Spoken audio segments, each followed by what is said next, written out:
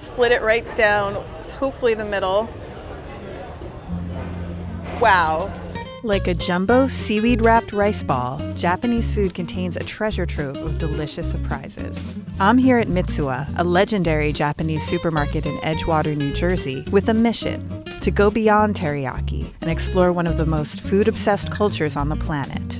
Mitsuwa is a magical place where pastries are wrapped like birthday presents, the fancy herbs are almost microscopic, and the bags of rice are human-sized. And it all starts in their super seasonal produce aisle, which features the largest root vegetable I've ever seen. It's time to get lost in the supermarket. This looks like just a typical bin of baby sweet potatoes or something like that. The sign says purple yam. When you open it, see this amazing purple color. When you cook them, basically syrup and like honey pours out of them because they're so rich and flavorful. Ooh, this is gobo, AKA burdock. Just a whole lot of gobo going on over here.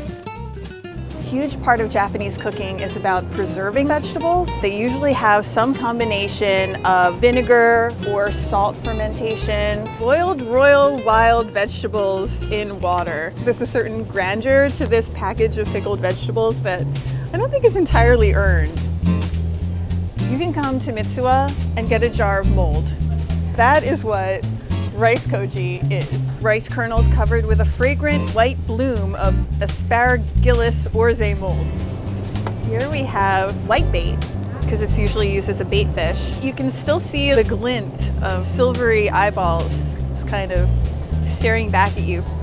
This one little clump is probably at least 6 tiny little fish in there. It's actually really delicious by itself, but if you served it over rice, it would be a lot easier to eat. A lot of times people are intimidated by eating sushi or sashimi at home. Here at Mitsuwa, all of that is taken care of. You have everything from chopped up fatty tuna that's perfect for hand rolls or maki rolls, or you have a segment of big eye tuna, slice it up, you put it on some rice, you're done. This is practically a shrine to rich, fatty, well-marbled Wagyu beef from Japan. This is some pretty expensive stuff, $49.99 a pound, but you only need a few thin slices of it to totally blow you away. And then over here, you think like, are these just random cuts of beef? This is actually hunks of the beef fat itself.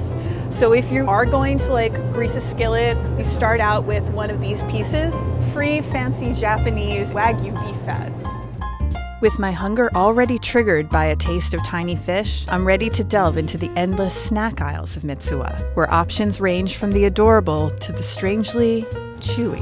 Ooh, green tea cream-filled cookies that are shaped like koalas. They're just like way too adorable. When you decapitate it, you see the matcha filling.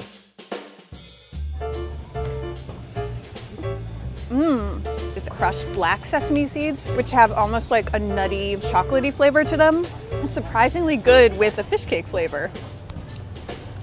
You just have to make sure your neck is in good shape before biting into these.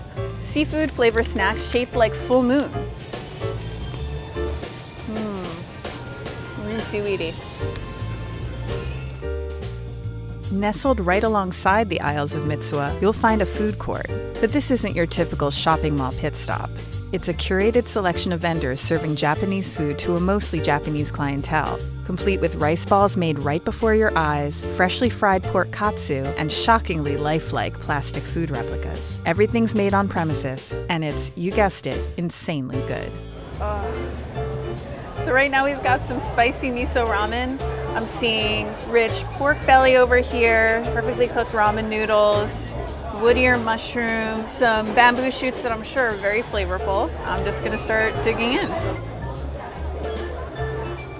Noodles are really good, firm, not mushy at all. The broth is just like pure umami. I'm about to eat Japanese rice balls. Kind of like piney, vaguely minty. Some people call it Japanese mint, but what you might not be able to see at first glance, squiggly bits poking out from my rice ball. I'm realizing they are tiny little fish. It's completely sealed in in seaweed. It's not giving away any of its secrets. I'm just going to split it right down the middle.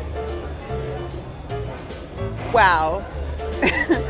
This is an explosion of cooked salmon, seaweed, like 15 other things.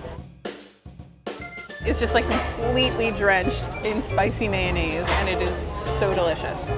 This is katsu sauce, a sweet, sticky sauce that actually has some fruit boiled down in it, so it has a nice caramelly sweetness to it.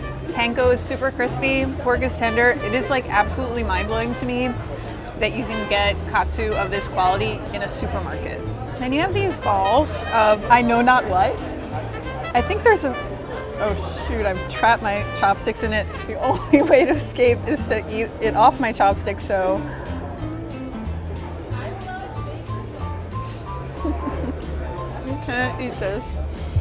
It's so big. It's some sort of fibrous root vegetable that's cooked in like a fish broth. Kind of hard to chew.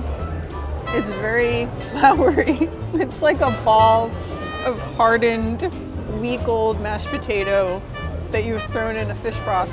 But I got through it, and now I'm going to eat some more katsu. Sure, I ended up buying too many things at Mitsuwa, but how could I resist a place with an obsessive attention to quality and cartoon characters on the packages of artisanal tofu?